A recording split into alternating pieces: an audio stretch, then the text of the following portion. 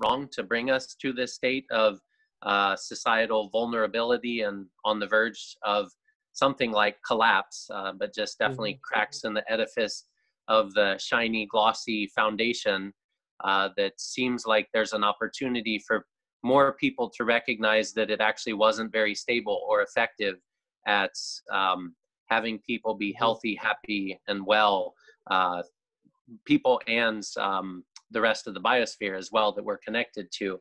So looking at trying to see about some of the next ones that are coming up, seeing if we can maybe connect to, I think, Ana Lopez, Center for Farm Worker Families, or Sarait, I think Martinez, with Safe Ag, Safe Schools, to see if maybe we can have one of them or one of our local indigenous or migrant farm worker representatives present, because I think it's a very important story to tell about the injustice of labeling farm workers as essential workers, even though they're undocumented, they're so oppressed and marginalized, and are not able to safely go to work because of the way that they're transported and just the conditions in the field. So that's one way that I'm hoping to kind of connect some of the broad theory and discourse with the local community and some of the issues around here. And another area to highlight is those of us, I guess, in healthcare have probably been following the question of ventilators or just access to ICU beds. And really that's the underlying goal. The main goal probably of flattening the curve is it so that the healthcare systems are not overwhelmed whenever it just becomes like a vicious cycle. And the healthcare workers get sick and you have to start rationing care. So looking at some of the disparities that are present both domestically within the US, but also internationally, and in particular looking at Africa and Liberia, where Nightingale and I spent a lot of time with the Global Health Fellowship and really trying to mobilize to see about getting some supplies there or setting up some hand washing facilities, getting some basic personal protective equipment or PPE to Liberia. So it's been really a kind of busy time, I'll say, of trying to link up with people to address some of these acute needs that highlight some of the existing gaps that hopefully will be able to build a more equitable, just, effective system of working together to see that even like things like infectious disease surveillance and pandemic prevention with zoonotic diseases, which is work that I've been involved in for quite a while related to One Health, connecting human, animal, and environmental health, that has, at least up until this point, not seemed to be as much clear and on people's minds, but now really working to connect that with root causes for the climate crisis and pandemics, so that as we look at the injustices that are present within human and social circles, we try and be sure that we don't ignore the importance of reframing our relationship to the environment or to nature as well. So yeah, this pandemic has really made clear sort of how many canaries are in the coal mine, you know, how maybe 95% of us are canaries, or that's an exaggeration, maybe 50% of us, 60% of us are basically canaries who are very close to our last breath. I mean, not to be exaggerative, but that's become clear. Are you, so you're saying that your work, you're doing a lot of telephone and electronic and webinar work to make these linkages, or? Yeah, and also some, I would say, accelerating of the projects, like the work in Liberia, and really trying to see about getting a nonprofit registered in the US so that we can do that more effectively. It's kind of a necessary step in maturation to get on the field, get a seat at the table, and working with just friends and colleagues who up until now have had kind of discrete or separate conversations, but really now trying to bring it together, share ideas, and operationalize the idea that we're all in it together. Yeah, absolutely. It'd be great if you could connect us, if it's appropriate, that Right to Health webinar series. If that's appropriate, it'd be nice to connect to that later. For sure. Yeah, I'll share the link. So thank you. How about you, Patty? You're, at least on my screen, you're next in line. Okay, well, find a way to be more fair. I guess I should find a way to jumble my screen, but. No, that's all right. I don't really have a lot to share. I came to this meeting to try to see where I can fit in to help or to find ideas. In my work life, it has been positive. I've learned a lot about, like you say, using technology to work from home, teleworking, which I have never thought I could do because I work with plants. And how can I work from home? So I've been directing other people to do my plant work for me, which feels odd. What might that involve?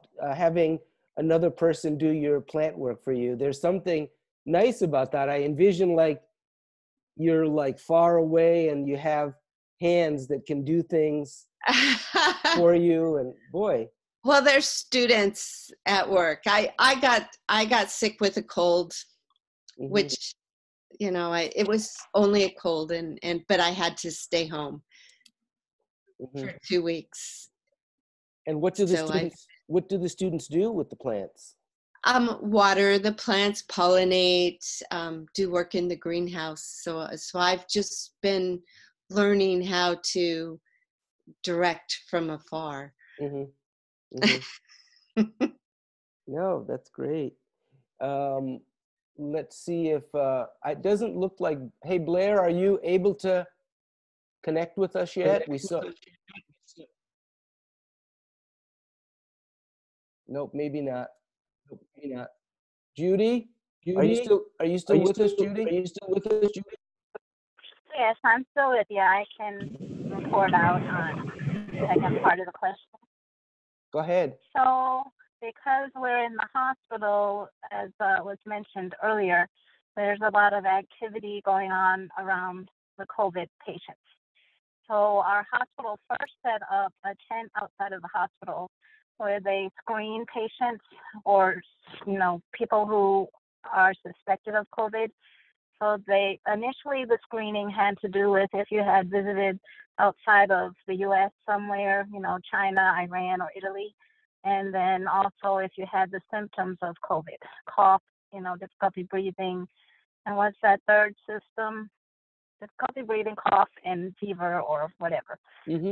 So there's been a lot of, you know, mobilization of staff who are willing to work outside in the tent. And so now they do not ask those 3 screening, but it's more, you know, the symptoms of fever, cough, or shortness of breath. So we've had a lot of people who've come in to get tested. I don't know the exact numbers, but it's been a lot. In Lancaster County, we have had 769 confirmed cases of COVID-19. In our particular hospital, we're kind of small. We're a 135-bed hospital.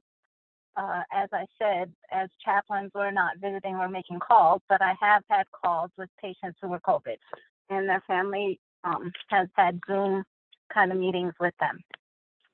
In terms of the community, what's happening in our hospital is that the administration has held community stakeholder calls with different members of the community. So I was listening in on one on Friday, and we also have newly formed a faith-based advisory committee, and we're going to have another call with selected members of the faith-based community so we can talk as well about their concerns and how we can be a support to them. Other than that, as I mentioned, our volunteer chaplains, who were mostly seniors, have been suspended from visiting, and we don't know how long that will go on. And then our community clergy, like our chaplains, can visit when there's an end-of-life situation, but otherwise they're not allowed to visit either. So what have I learned in this whole process is that we can do chaplaincy in a new way, because we are doing telechaplaincy and making calls, from home to the patients. And there have been a lot of chaplain organizations that have been having webinars on all different topics related to the COVID crisis regarding telechaplaincy, or just different moral distress, moral injury, experts on these topics. The Chaplaincy Innovation Lab, which is in Brandeis University, they have coordinated all those call-ins and webinars. So they're open to anybody. You can sign up. And so some of my time has been spent watching these webinars and getting up to date on the tools that we need to do this work. And our department usually met once a month, but now we're meeting twice a week on Zoom meetings to just check in with everyone and see what's going on.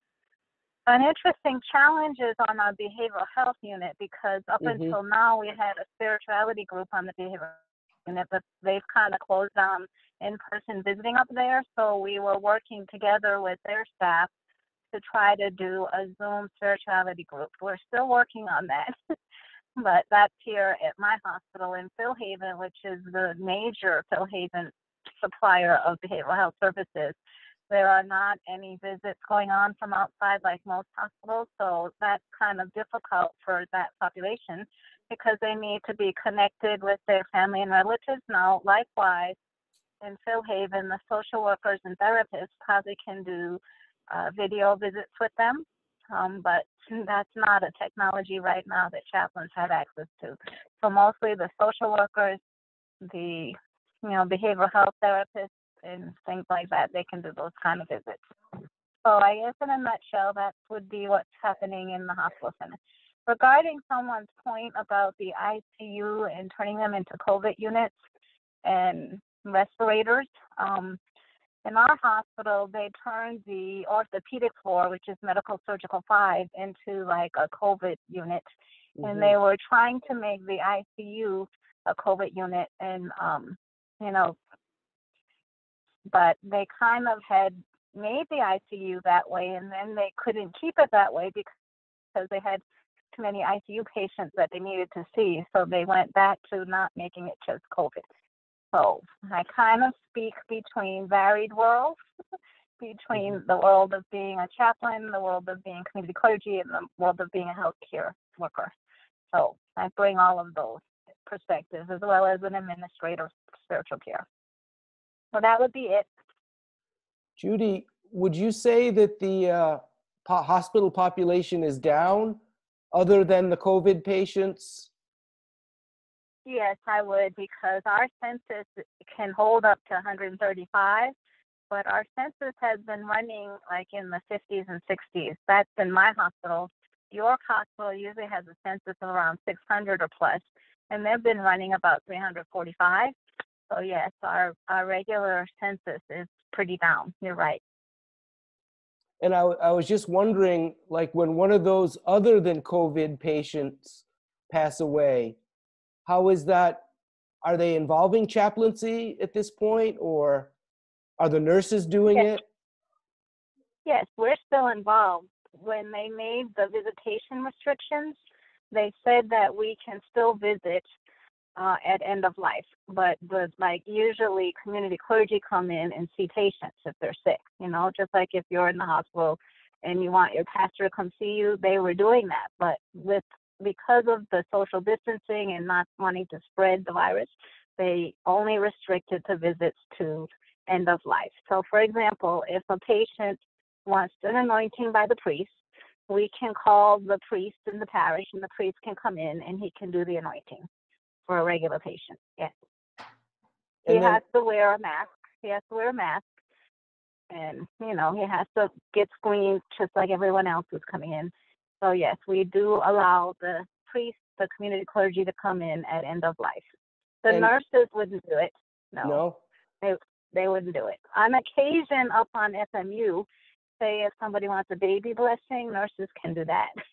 But if it's like fetal loss or something like that, they usually would call us.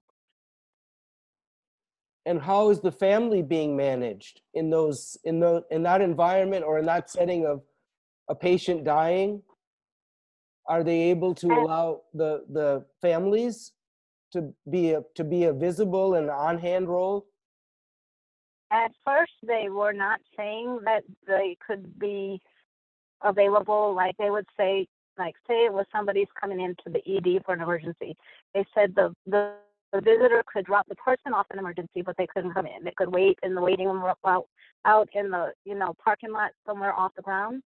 But now they've begun to change some of that. Now they're saying, depending on which unit of the hospital it is, Okay. like for instance, I was called up to FNU for a baby birth, and the partner of the husband of the patient was there. So for OB/GYN, FMU, family maternity, they'll usually let one person go up there with them. But for the regular ICU or even COVID patients, they don't really allow the family members. So the way it's being managed is the social workers are working with their iPads to do video visits. So that has been arranged with some patients through the social workers. Yeah, I think what I'm getting at is, the patient experience through this. I imagine there's a lot of stress. I've seen it myself in my community work. Just people's ability to manage is really being challenged right now. I agree, because we had one patient when this first started happening with the visitation restrictions, who was a family member who was very upset and distressed, and the social worker had to give them support to understand the new rules, because the rules were kind of placed for the benefit of keeping people safe, but it's very hard for family members to be separated from their loved ones if they're ill, whether it's end of life or just in general if they're ill. So that's taken some adjustment for the patient. So yes, it does create stress for the patient experience, but I believe our hospitals can be accommodating and bend the rules a little if it's too stressful, but they're trying to stick to the rules for the safety of the patient and the visitors and the staff, Yeah. So it is hard. Thank you for sharing so much. You're welcome. I know that at the prison, for example, family visits were cut short about a month ago. Family visits were eliminated basically a month ago. So that is, the patients were usually the inmates rather, were given 2 days a week where family could come in, and that's gone now. To get to the phones can be very challenging for the inmates. And it's surprising how little of that is showing up in the office. I must admit. How little of the stress is showing up in the office? Yeah, I'm sorry. Yeah, how much of the anxiety and you know how folks can sometimes somaticize? I'm really not Yes. I'm not seeing a lot of that right now. That is, I'm not seeing a lot of presentations of stress like headache and ulcers right now. It's curious. And I'm sure it's very stressful, because connection with their families is very important, and being isolated and not being able to have visits, that's very stressful. I mean, yes, I agree. It's hard to make calls or receive calls in prison. So, it sounds like that would cause a lot of stress, that they would show up in your office with anxiety and stress. Right. How about yourself, Nathan? I'm sure you visit the ER often. Are you seeing anxiety and depression and stress presentations? No, I'd say broadly similar. That seems to be our collective response right now, is that we deal with that at home, or we know that the healthcare system is not the place for those usual symptoms, whether somatization or relatively minor. It's been more low census and just a different feel overall right now. Yeah, I was, last thing I'll say on this topic anyway is I was watching a COVID-19 webinar put together by one of the city councilmen yesterday in Salinas. And he had an emergency room doctor from Memorial on the air. And she was saying that, yeah, the COVID thing is being handled in a tent outside, the COVID presentations. And actually the ER is less busy. And in fact, she used that Zoom platform to say, folks, don't be afraid. Don't be afraid to come in. If you're having chest pain, if you're having an ER presentation, come in. We are confident that we can separate those that are COVID from those that are not. So I hadn't really thought about that in the big picture till I saw Dr. Navarro from Memorial speaking to that yesterday. Yes, that's a good point, John. And the other thing that our hospital is doing, because this can be very hard on the hospital staff and healthcare workers, they've instituted some support lines for staff at certain hours during the day. And they've had some peer support that they've developed in the learning management system where they can schedule support groups among the staff. And then they also are bringing in Phil Haven, which is our behavioral health group, to be available, you know, to offer support to any employee who feels stressed. And on the positive, they did make arrangements through our hospital for those staff who have children who are out of school now that can't, you know, need childcare or whatever, that they gave them some type of stipend or something, you know, reimbursement for the childcare. I think it was like $500. You had to apply for it, which I thought was very positive because, you know, a lot of workers have children they have to worry about, and if they're out of school, they need support around that. So childcare during this period of shelter as being a cause for just a different way of being and how to adapt to that. That's what you're saying? Yes, like if the children are out of school, because a lot of the schools are closed right now, and the parents who are working, if they had them in childcare or, you know, they were in school, they didn't have to worry about childcare. But now if they're working and also need to take care of their kids, if they are at work, like say the nurses or the nurses' aides or whoever has children, you know, being able to give support to them so that they don't feel the stress of, you know, worrying about the kids at home and not being able to take care of them or put them in childcare or something like that. Maybe they give them money so they can use childcare. I think that's what it was for. Mm-hmm. Yeah, and in our community, the Latino patients generally have many, many children. Well, many children, I think more than the Anglo community, and living in crowded situations. So I think there is an element of stress-related illness, anxiety that is not showing up at the institutions, but Blair mentions that in her telemed visit, she is seeing anxiety, stress type presentations. Trying to read her last comment. So the chief of staff at SVMH has been reluctant to restrict non-emergent surgeries and visits due to concerns that the people with chronic diseases could readily deteriorate. I heard a pediatrician on NPR yesterday, actually the head of pediatrics nationwide, again making a plea that bring the kids in, do not miss your vaccines.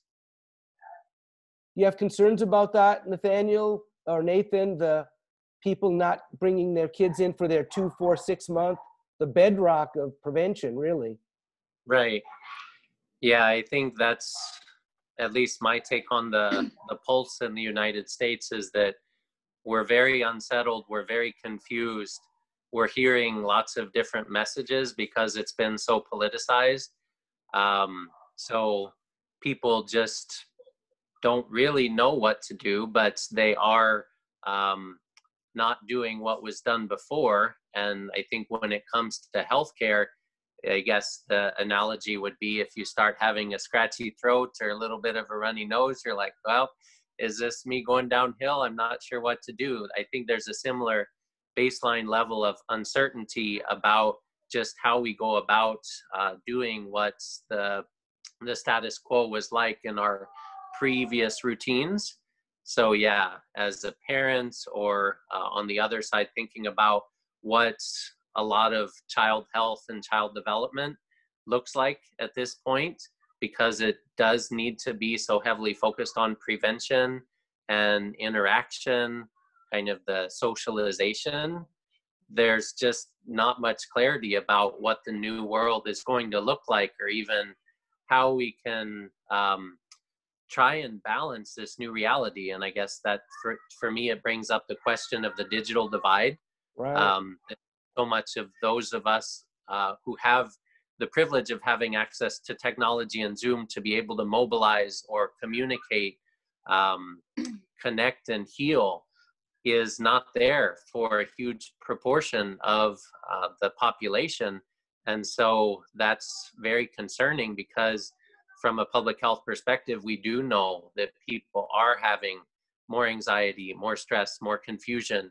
And so there may be a temporary drop in suicides or overdoses, but these are things that are scarring us as individuals, as families, as communities, and collectively as a society. So there's a concern about the medium and long-term implications if we don't grapple seriously with the changes and the wounds that are happening to us, both with the sort of traditional medicine, heart attacks and whatnot, but also the mental health related components.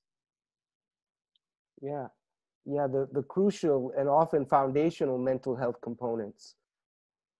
So I'm trying to find a way to get to make the discussion more interesting for Patty, who is an ag researcher. I wonder if Nathaniel, you could talk about your One Health, that concept that you spoke to me about a year ago. Very prescient. I couldn't really get my head around it until recently. Yeah. Share some thoughts about One Health with us?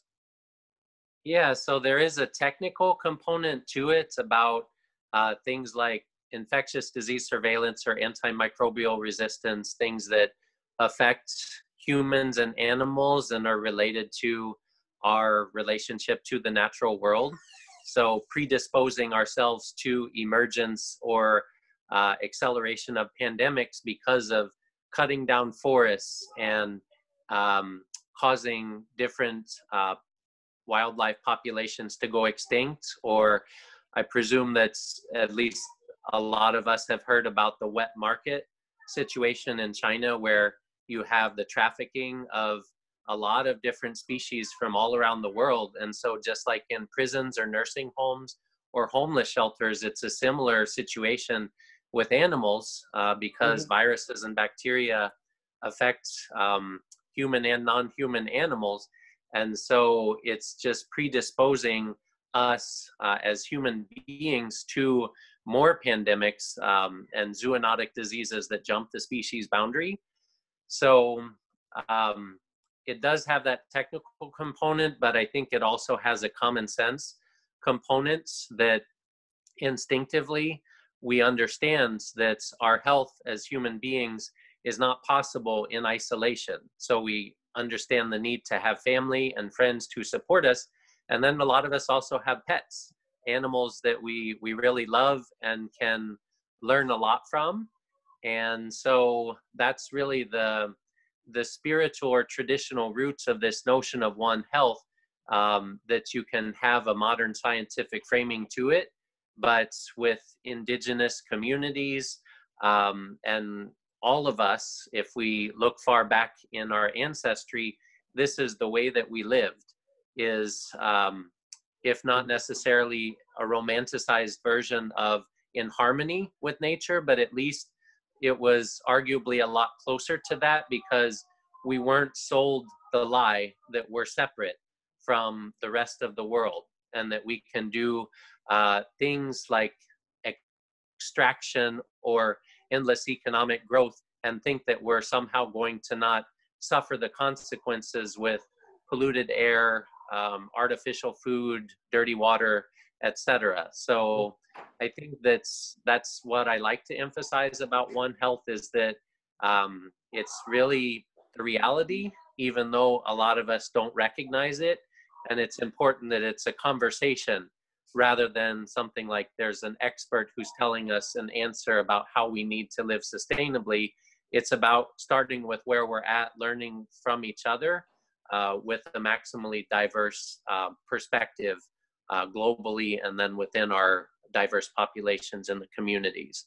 And certainly agriculture has a huge role to play in these One Health issues, whether animal agriculture or land use questions. So I'd be interested to hear if Patty has responses or thoughts about any of that. Sure, thank you.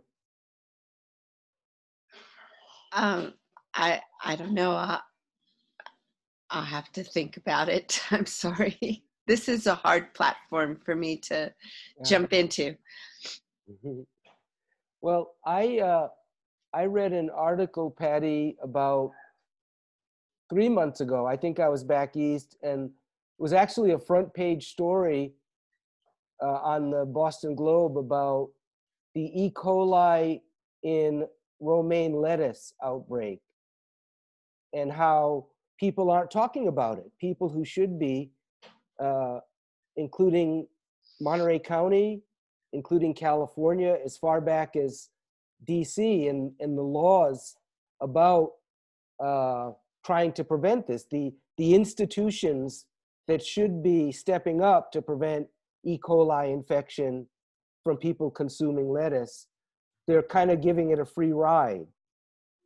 And the focus and the expending from Congress has always been on preventing it in cattle, preventing it in the beef that we consume. Mm-hmm. But just within the last 6 months or maybe year, more cases are resulting from consumption of lettuce. Maybe that's because they've done such a good job with the beef control of E. coli, the enterotoxigenic E. coli. But it is a rising problem here in California and actually nationwide because of shipping. You can have a piece of lettuce harvested by a worker here today, and in 48 hours it'll be in Texas, right? A romaine lettuce packaged here in Salinas and shipped to Texas immediately. That's true.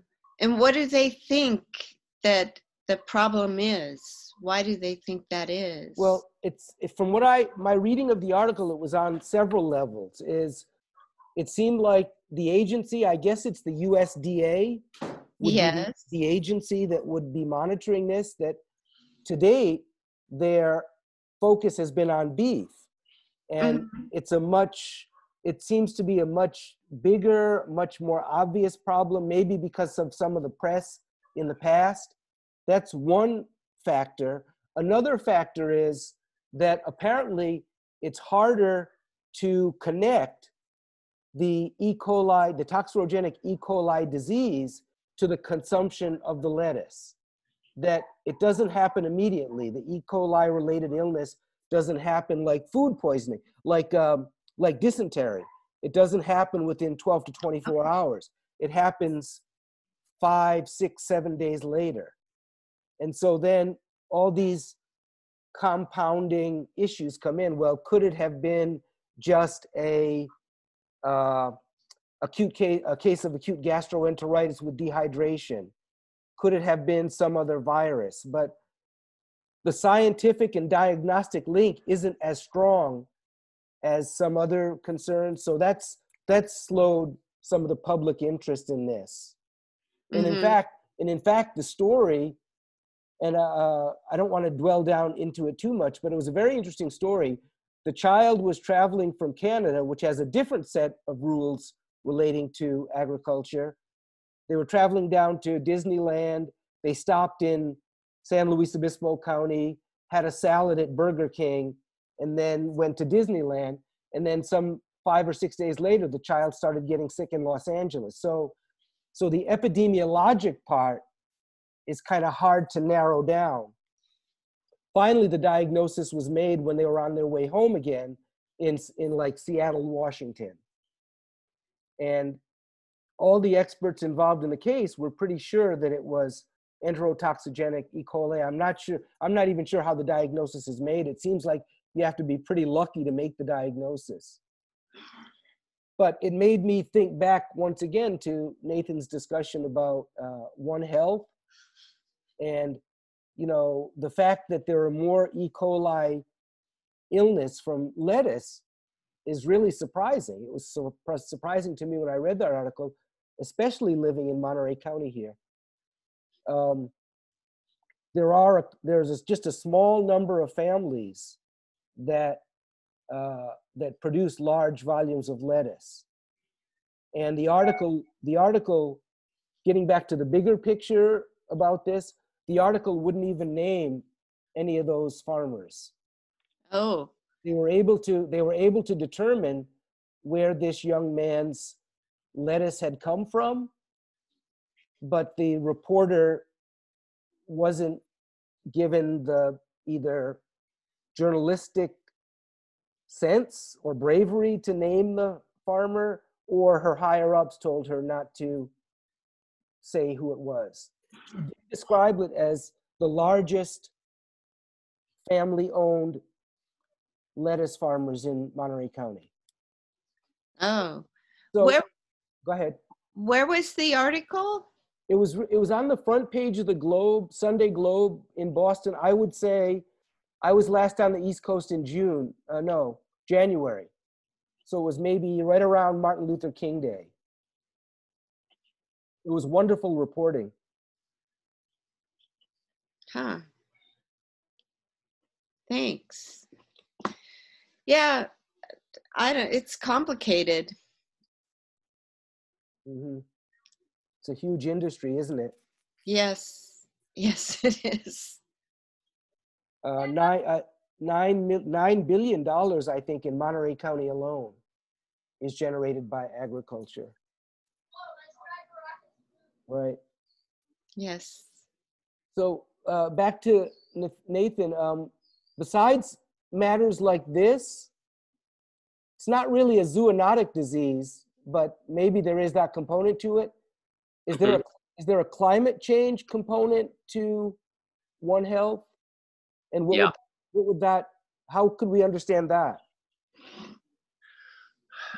I think One Health, sort of symbolically or simplistically framed, is just that we need to work together outside of our disciplinary and geographic boundaries. So with the E. coli and agriculture and animal health, you just need to have a framework where even if none of us can be experts at everything, but to have that breadth, to know maybe we should talk to a veterinarian, maybe we should talk to a forester, maybe we should talk to someone who knows about the watersheds and things like that. So One Health has been endorsed by the World Health Organization, the Food and Agriculture Organization, and then the Organization for Animal Health, OIE. So kind of at the top levels of these policy making or health structures, health governance structures, there's endorsements of it as a theoretical approach, but the challenge is sort of just like with climate change, you have different people at different points in the spectrum of whether you're ready to make some changes individually or in your community or in your profession. But I think the collaborative spirit of One Health definitely is synergistic and effective to combine with the need to come together to mobilize around climate change and to make it an issue that everybody sees the role that they have to play in it, It's not just for some people somewhere, it's something that affects all of us, although disproportionately impacts, just like this pandemic, disproportionately impacts marginalized, vulnerable communities who are the ones who have the least ability to adapt or to respond to natural disasters or drought, fire, hurricanes, etc. So yeah, those collaborative approaches seem contrary to, like you say, modern progress. And so I want to get back to Blair's point here. She was talking about community mental health, and there are definitely HP's members who do this. People like Valerie Enos, HNOS. She works with, oh my God. There's an organization in town that does mental health. Oh, NAMSA, NAMSA. So she's with us often, and she lets us know about activities that NAMSA is doing. Oh, NAMI, that's it, National Association of Mental Illness. And they try to do a lot of community mental health work. I hope Blair is still able to hear us. Additionally, the Monterey County Children's Behavioral Health has set up a series of trainings when life was normal several months ago. These trainings were called mental health first aid approaches. And the idea was that as many people as possible should take these trainings, so that if I noticed it in you, if I noticed behavior in you, Nathan, that no one else noticed, but I was worried about you being depressed. Like, as we would treat our patients, right? Except on a community level. If there's a 17-year-old boy at North High whose best friend is acting in a peculiar manner, how to start that discussion. How to start that discussion, and then ideally to get them to seek help. So this kind of work, I know Monterey County Children's Behavioral Health, headed by a woman named Dana Edgull, Edgull. I don't know if you've had a chance to meet her, but she is a true opponent of, getting these skills, these kind of first aid toolboxes for behavioral health, for mental health, out to people. So that's what comes to mind when I see Blair's note, Blair's chat response. It's not individualized. It's not one-on-one, but that's a very high privilege. To be able for me to sit in front of a psychologist is something that so few of us have the chance for. So, yes, I agree, Sean. We were trained in mental health first aid, and I trained my volunteer chaplains in that as well. We were trained by our Phil Haven Behavioral Health Division mental health educator for that. And I had been trained in Philadelphia with their Department of Behavioral Health and Intellectual Disability Services. And they kind of provide that training for free. They also look to train people who can do the sessions. So we found it very valuable, because it's not like we're training you to be a therapist, but as you said, to just be able to identify when somebody's having a psychiatric emergency and how you can understand and help them and get them the support they need. So we found that very valuable. As well as the NAMI, the NAMI helps with family-to-family sessions and helping to be a support to families who have someone with mental illness, that they can understand their conditions and also offer support. So we also found that very helpful in dealing with the different populations. The other thing that we have been kind of trying to get a grip on is, as I keep going back to the staff, is the CISM. Don't know if you've heard of it, but it's critical incident stress management. And there seems, you haven't heard of it. Okay, well, in hospital settings, sometimes it's called cold lavender.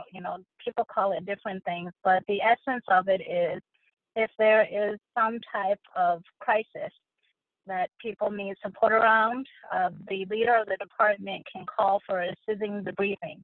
So for instance, it can be used at a time of infant loss or any type of emergency where staff needs support. So they're trying to mobilize our behavioral health division to offer that to people who are going through this COVID, the caretakers who are going through this process, to, give support to workers who are frontline, who have fears of perhaps being exposed to COVID. So that's what they're trying to work on now, to bringing some of those supports in addition to the other sorts they have.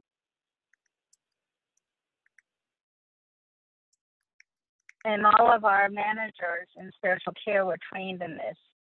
And I believe I have 3 PRN chaplains who are also trained in it. So, it's a valuable resource for the staff. That's the CISM?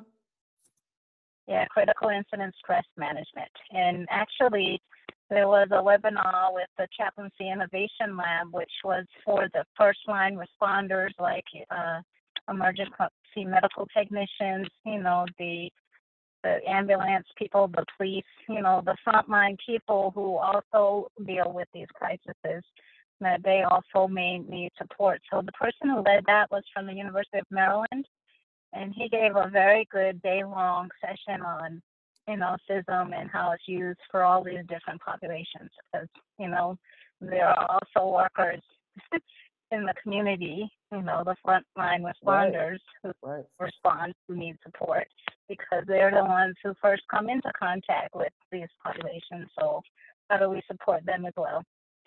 Right. I'm getting a sense that your experience in Pennsylvania, even though it's rural Pennsylvania, is much more intense than what we're experiencing in Salinas yet, in Monterey County yet.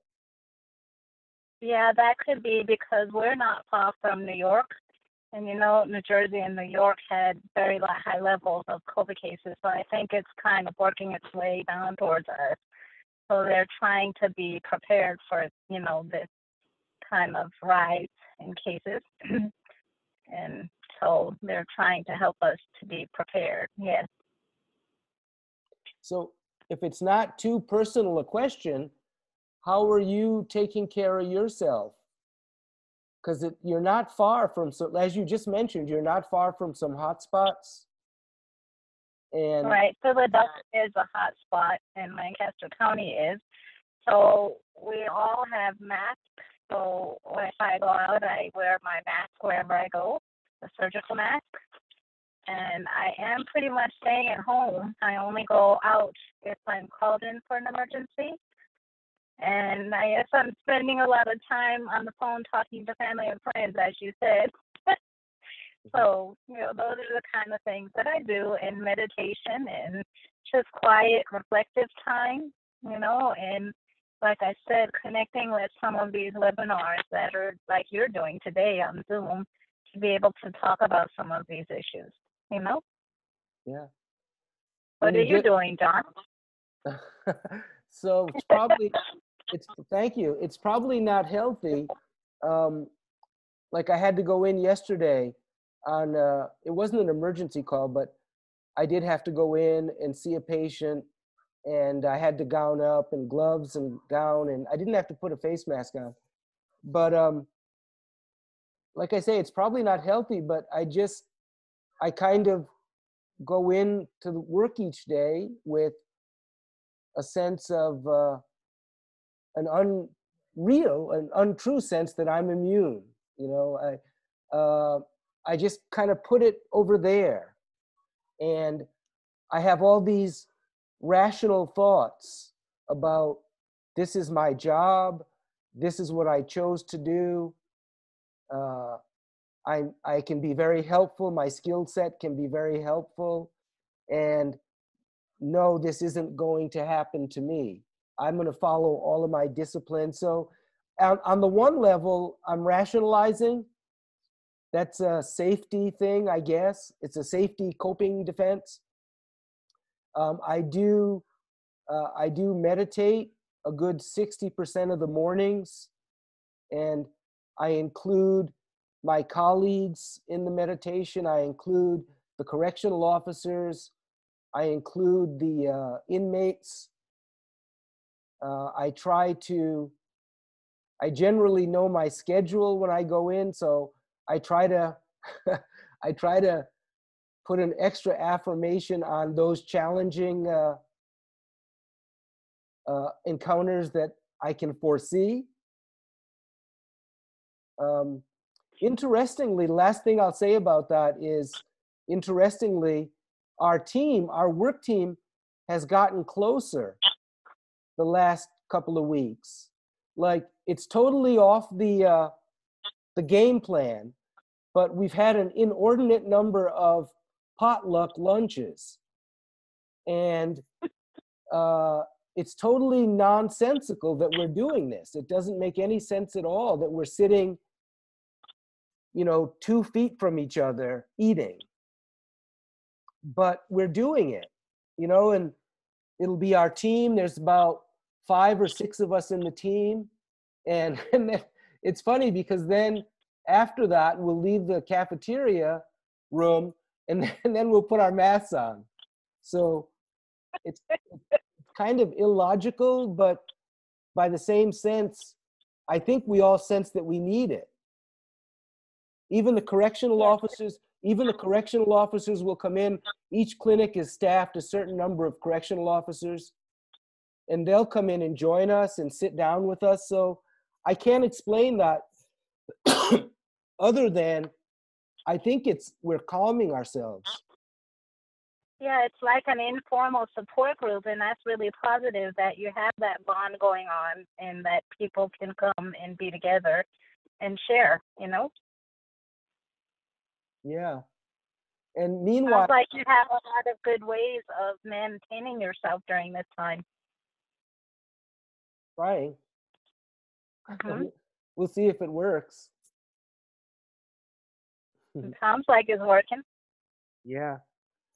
So I think some common things that we talked about today were, and I think it really came to light when Nathaniel mentioned this term digital divide, and just another reflection of our privilege, some people's privilege during this pandemic that we're experiencing. Even though there is this across the board vulnerability that we all have, and a lot of our privilege we're finding out has only been in our mind. A lot of us and our families and friends are experiencing some very challenging times. And fortunately, it's not the worst. It's not what some people on the East Side are having to experience. I think about those H-2A visa workers who were huddled in the hotels on John Street, and they're all young men, they're all less than 30, and they live in this very cramped situation. And then they get in, like, I think Nathaniel talked about the transportation to the fields. They get into a cramped school bus where it's got to be impossible to maintain social or physical distancing, and then ride to work. I did start seeing some of them with masks this week, which was a good thing. Not all of them. I drive down John Street on my way to work in the morning, so I see these guys every morning. But I did notice yesterday that some of them did have masks on, some, and then a good half of them were just, they were totally unaware of physical distancing, but they were friends. They were by necessity friends and workmates. So it's quite a balancing act, this humanity during this moment of anxiety production that really there's no clear end to it right now. Yeah, and I think that reminds me, John, probably you've been following some on the WhatsApp group about people internationally, India or Africa, where it's really trying to strike a balance between our daily needs, our social needs, and the precautionary or trying to limit the spread of the disease. But there's definitely overcorrection or excessive measures that don't fit certain populations because of their realities. Like you can say, oh, the whole population of the world needs to be at least 6 feet apart, but that's just completely impractical and reflects a great insensitivity or sense of privilege to even imagine that. It just shows the disconnect from the lived experience and the requirements that some people have in their homes and in the way that they have to get their needs met. So it's something we just need to, I guess, try and shine a light on the reality of certain populations, but then also understand that it's not like a one size fits all solution. It does make sense to try and have physical distancing if possible, but sometimes you just need the connection, like you mentioned, in the cafeteria, or if you have that in your home, then you just do the best you can to strike the balance. Right.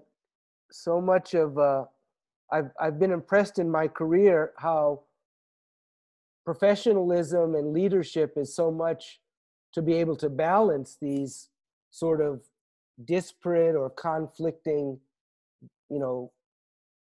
drives or conflicting motivations, and to do it safely in this case is really a sign of professionalism and leadership. And I hope that I'm able to model that.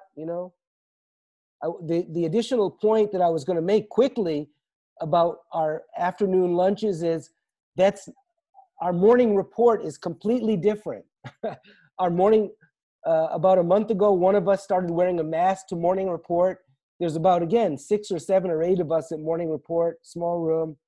And so one of us started wearing a mask, and he said, I don't know where you guys have been. I don't know where you guys have been since the last time I saw you.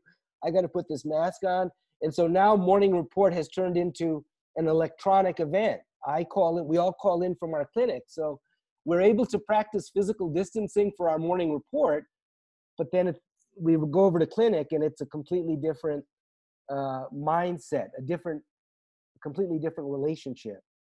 So I think that's interesting. And I think that we are both leaders. We're leaders at morning report, talking to our medical director, and we're leaders in the clinic, So I'm looking over my notes. We talked about how technology has helped us during this period of the pandemic with the realization, there's that divide again, the realization that we're helped by technology because we are so privileged. We talked a pretty fair amount, thanks to Blair, about the stresses that society is feeling.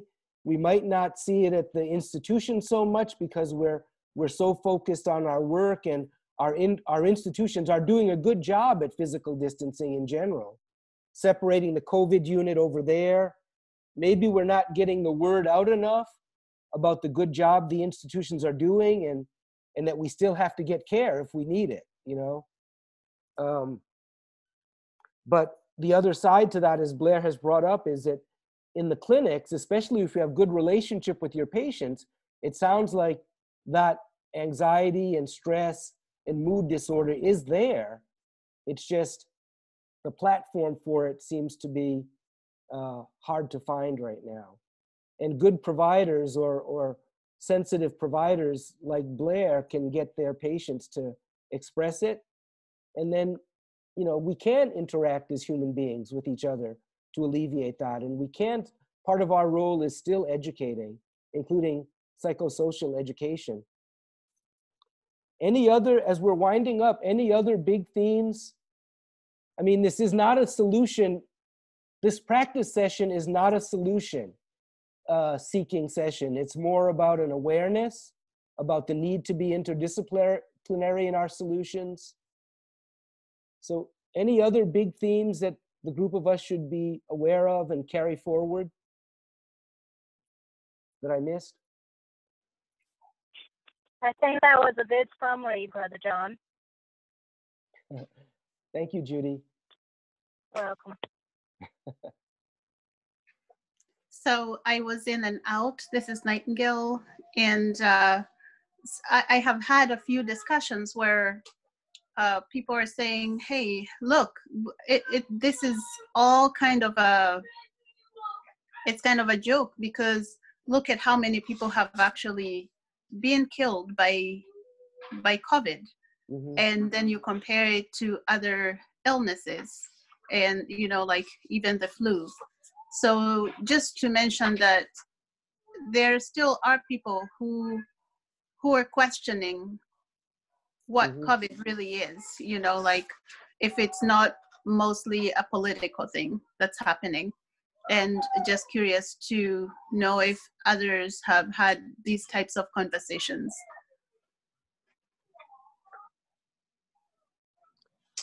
I think for myself, and I'll let my sister Judy mention too, because she works with a lot of patients in a different setting than I do. I don't know, I most of the people that I deal with, I probably have a limited group of friends, Nightingale, but they're pretty understanding of the biological nature of this.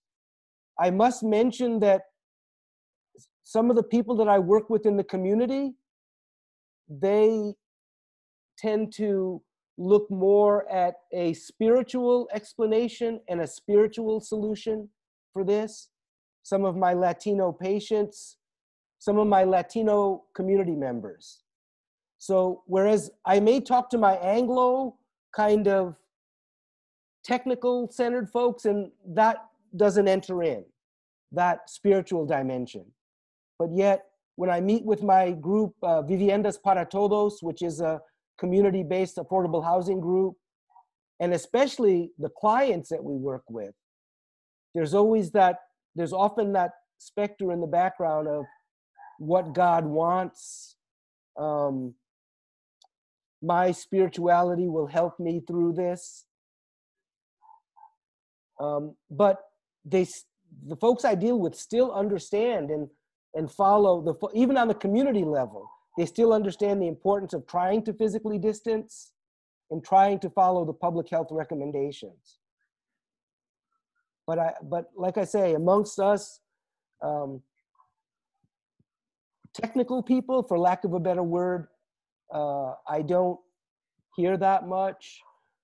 I'm comfortable with you guys that I would even mention my spiritual practice in the morning, but it takes some degree of comfort, right? For us technical people to go there. Yes, I think I agree with you, Brother John. I think that for me, I've heard more of this concern with the reality that the condition is impacting different populations more significantly than others. And I think that's been a concern regarding, just the condition and who it's affecting. But I also think with this whole kind of move to try to get people back to work and the rallies that are going on, and whether it's too soon to try to get people back to work, and then the reality that there are a lot of people who are unemployed who don't have an income, and so there's a lot of social determinants of health that are impacting people as well, because if you're not working and you can't work and you don't have unemployment yet, then how are you going to survive?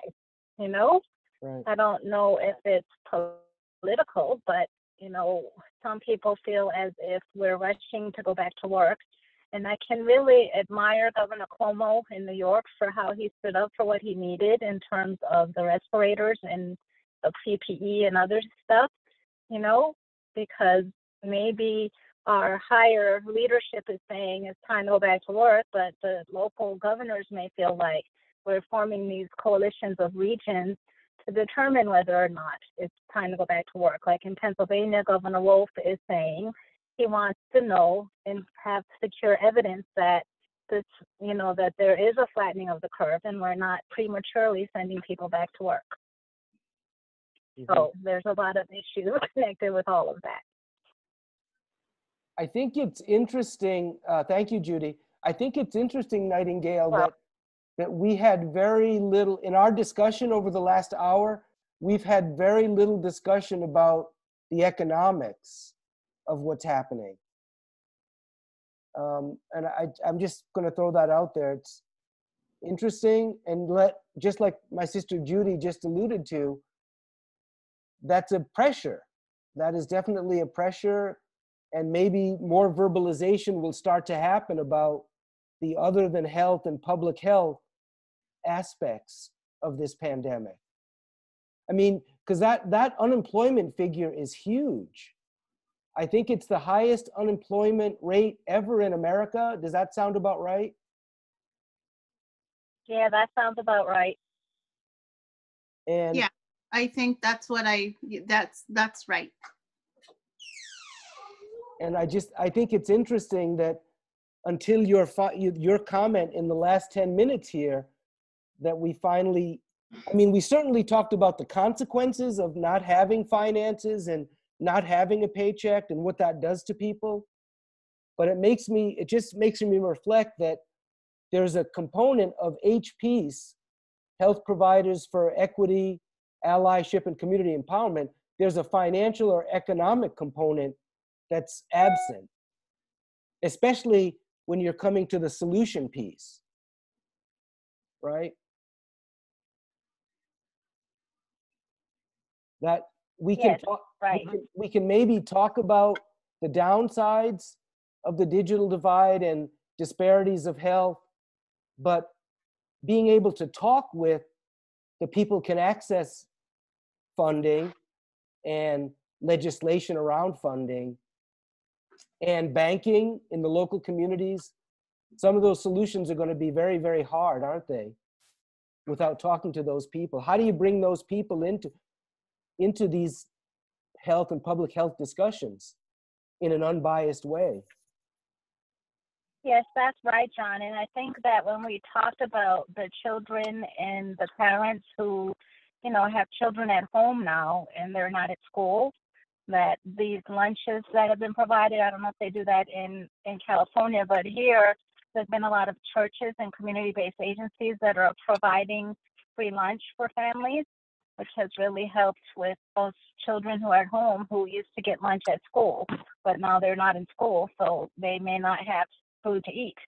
And then the other thing connected to that is that for some students who do not have laptops at home, some of the schools supplied those laptops, but prior to COVID, they weren't having these laptops. So this is the digital divide question of, if we don't have a laptop or internet or computer access, how can we, continue to connect with our teachers if, some of the education is being done online? So that's another equity issue, but it sounds like they're managing it, Yeah, our daughters, both of our daughters are school teachers. So one final comment is, thank you, Judy, is Welcome. in the future, I hope Blair is able to participate. Blair had a career in social work before she went into medicine. So I think she would have added a lot to the discussion about some of these final points that you brought up, Nightingale, including sort of governmental economics and how money is appropriated. She's really astute and up to date on those topics. Good for her. So the bigger challenge I see is simply put one is how to collaborate broadly and making sure all the correct disciplines are at the table for these discussions. I think that's an important thing that I hope we can bring forward to our daily work, especially our daily community work. And we've had some good examples today, albeit not having economic or financial component to our discussion. So any other closing comments from y'all? I'm going to be getting ready to have a Quaker meeting is on Zoom. I don't know if you knew that or not, Nathan. Yeah. And it's going to start in about half an hour. Yeah. I think maybe for future discussions, it would be nice to hear if anybody has been involved in, especially like the homeless community in the area, and definitely for us, John, the Salinas community, and then the undocumented people, and they are continuing to have, say, like their kids being vaccinated, and just what's happening to those people who have not really had access to care, and who don't have access to the finances that are being provided. Sure. That's something that we do have expertise on, of course, practicing in Salinas. I thought that Wes White was going to make it here today from the homeless community. I believe he's the president of the Homelessness United. He wasn't able to make it, but yeah, so specifically when I invite next time for the Praxis session, I'll put a little bug in a couple of people's bonnets to entice them to come. We do have also another colleague, Dr. Pedro Moreno, who has a practice over on the east side, and he is right smack dab in the middle of the undocumented experience in Salinas. Mm-hmm. So I can do a better job at outreach, certainly. Thank you. And you had also talked about that we had somebody from the ag background, and so was curious to know, for maybe a next time, because I was in and out, but just this is a time where a lot of the people have turned to gardening and making like quick growing food that can grow in their communities and stuff like that. Like they're called, I forget, Victory Gardens, I think. Okay, I haven't heard of those. It used to be called Victory Gardens, maybe sometime. Historically, like World War I, World War II, it was strongly promoted from the government to be self-sufficient. And so when we talk about putting positive spins to, disasters and things like epidemics, that's one of the things that could potentially happen when kids are home, and one way to get them out. So that's something I would be very interested in exploring on a personal note. Yeah, thank you. What a great reminder. I see. Patty, do you know anything about community gardens in Salinas? It seems like I don't see enough of those kind of interventions in communities. There are, there's a community garden in Natividad Park, and one at Central Park, and one near Dorothy's Kitchen. But the parks are closed, I believe, so I don't know if anybody can garden, but maybe we could get the city to let people go to those gardens.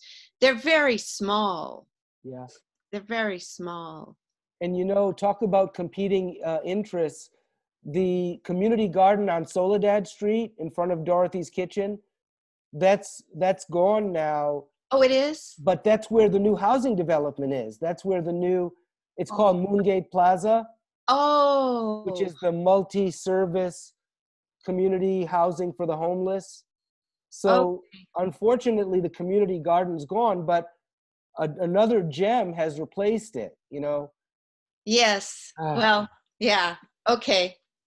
But I do, boy, I smiled when I heard that Victory Gardens. I hadn't heard that for a long time. But that is a solution, right? Because pretty soon our behavior is going to get liberalized, I think, sometime this summer. And maybe employing permaculture techniques or polyculture techniques, you might be able to grow things promptly. We might be able to grow things quickly, certain vegetables. I know I've already had radishes myself. I'm wondering why my cilantro is taking so long to come up. Yeah. Well, thank you for the conversation.